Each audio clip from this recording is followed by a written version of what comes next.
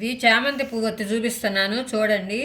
54 పోగులు ఇలా అగ్గిపెట్టికో దేనికో దానికి చుట్టుకోవాలి. వెడల్పు కాగితానికో. 49, 50, 51, 52, 53, 54. ఇంకో పోగు ఎగస్ట్రా వేసుకున్నా పర్లేదు, తక్కువ కాకూడదు.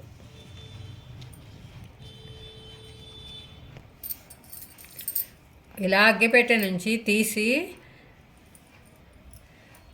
దారము కొద్దిగా లూజ్ పెట్టుకోవాలండి. దానిలోంచి ఒత్తి లాగాలి.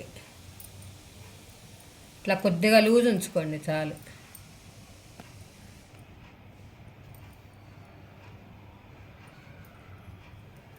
ఇలా కట్ చేసుకోవాలండి.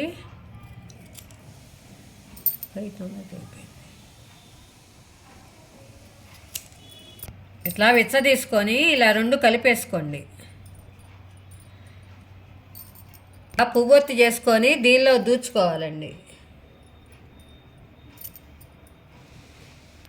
పువ్వొత్తి అడుగున కొంచెం పలచగా చేసుకొని ఒత్తి పైకి పెట్టుకొని ఇలా చేసుకోండి.